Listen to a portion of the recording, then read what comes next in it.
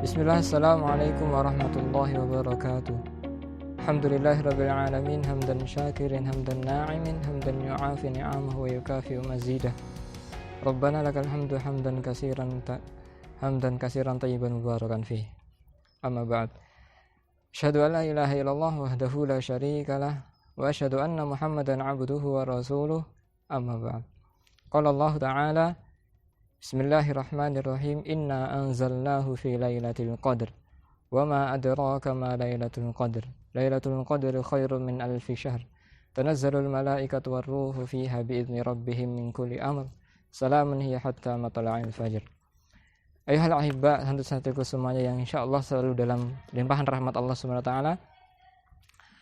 Tidak lupa kita senantiasa bersyukur kepada Allah Subhanahu wa taala yang sampai detik ini kita masih diberi kenikmatan yang mulia, kenikmatan yang manis, tidak lain yakni nikmat Islam dan iman. Alhamdulillah, senantiasa kita junjung Nabi kita Muhammad sallallahu alaihi wasallam yang dengan tetesan darah beliau, kucuran-kucuran keringat beliau, kita bisa merasakan begitu manisnya, begitu indahnya agama yang mulia ini. Ayuhal ahibba, santri-santriku semuanya, mengangkat satu ayat yang berbunyi Bismillahirrahmanirrahim. Inna anzalnahu fi lailatul qadr. Sesungguhnya aku menurunkan sesuatu di malam Lailatul Qadar. Inilah satu malam yang dimana lebih baik daripada seluruh malam. Satu malam ini terdapat di bulan yang paling mulia, dan satu malam ini tersentuh karena Al-Quran. Bisa kita bayangkan, sesuatu yang pasti tersentuh dengan Al-Quran pasti mulia. Al-Quran diciptakan oleh Maha Mulia, yakni Allah Subhanahu wa taala. Diturunkan melalui malaikat yang paling mulia, yakni malaikat Jibril alaihissalam. Kemudian Al-Quran ini diturunkan kepada Nabi yang paling mulia, yakni Nabi Muhammad sallallahu alaihi wasallam. Diturunkan di bulan yang paling mulia, yakni bulan Ramadan, dan diturunkan secara lengkap di malam yang paling mulia, yakni malam Lailatul Qadar.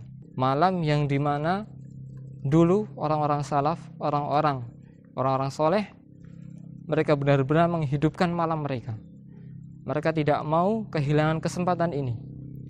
Malam yang dimana amalan dilipatkan 1000 bulan lebih banyak. Disinilah Allah menunjukkan kasih sayangnya kepada kita. Pertanyaan bagi kita, sudahkah kita memuliakan? Sekarang kita melihat ke belakang. Apa saja yang sudah kita kerjakan atau apa saja yang sudah kita lakukan ketika datang malam itu.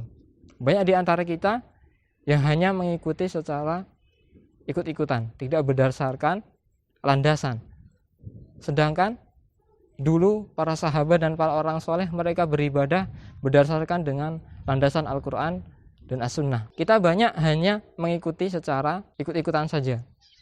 Kalau kita bahasa kasarnya mengekor, tanpa mengetahui landasan-landasannya. Nah, di sini PR besar kita. Maka dari itu tidak ada ibadah sebelum kita belajar ilmu. Nah, kita paham ilmunya dulu baru kita beribadah. Tidak mungkin sholat kita khusyuk kalau kita tidak mengetahui makna kandungan atau makna bacaan yang ada di dalam sholat tersebut. Maka dari itu, mari kita persiapkan diri kita untuk menyambut malam itu. Malam di mana Allah benar-benar menurunkan ampunannya.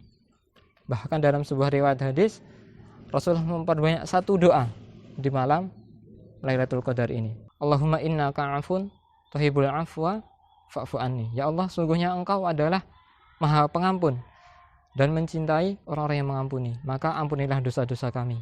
Inilah doa yang maknanya sangat besar dan sangat indah bagi kita. Di mana lagi jika ketika kita melakukan dosa dan hanya Allah lah Maha yang mengampuni dosa. Jika seandainya doa kita diijabah oleh Allah, niscaya dosa-dosa kita akan bersih. Ketika dosa kita bersih, maka derajat kita akan dinaikkan. Disinilah satu malam yang dimana Allah benar-benar menunjukkan kasih sayangnya kepada kita. Maka oleh dari itu, jangan sampai terlewatkan malam ini, ya, malam Lailatul Qadar. Perbanyak ibadah dan perbanyak doa ini. Allahumma innaka afun tuhibbul afwa fa'fu anni. Jangan hanya kita beribadah sekedar ikut-ikutan, ya. Jangan sampai kita beribadah hanya karena ikut seseorang. Jangan sampai. Seorang yang beriman dan seorang yang benar-benar beriman, pasti dia akan beribadah berlandaskan dengan dalil dan sunnah. Inilah indahnya orang-orang yang beriman. Telah banyak dijelaskan dalam Al-Quran. Bahkan di surah Al-Asr, wal asr innal insana lafi khusr illal ladzina amanu wa 'amilus solihati wa tawassaw bil haqqi wa tawassaw bis sabr. Demi masa, sesungguhnya manusia berada dalam kerugian kecuali orang-orang yang beriman. Tidak mungkin seseorang itu mendapatkan iman kecuali dia pasti berilmu. Nah, disinilah jangan sampai kita hanya mengikuti rutinitas seperti malam Lailatul Qadar hanya karena ikut-ikutan. Mari kita cari ibadah-ibadah yang telah banyak dijelaskan dalam Al-Quran dan Sunnah. Para sahabat dulu memperbanyak baca Al-Quran ketika malam tersebut.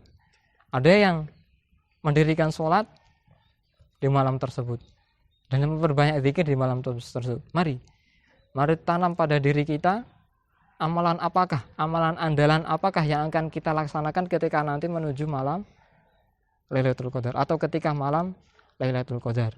Disinilah mari kita tanamkan semangat kita, tanamkan pondasi keimanan kita, dan kita kuatkan niat kita supaya kita jangan sampai terlewat oleh malam Lailatul Qadar.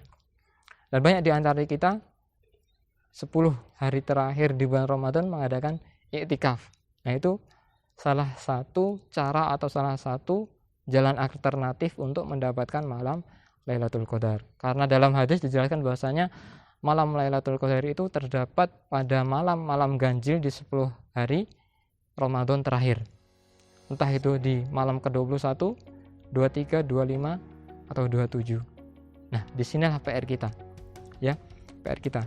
Kita harus menyiapkan ibadah andalan apakah yang akan kita laksanakan nanti ketika datang malam tersebut. Mari kita bersama-sama fastabiqul khairat, selalu berlomba-lomba dalam kebaikan, kuatkan keimanan kita dan tetap semangat untuk menyambut bulan yang mulia ini, khususnya malam yang sangat mulia ini. Sekian dari Us, akhirul kalam, wassalamualaikum warahmatullahi wabarakatuh.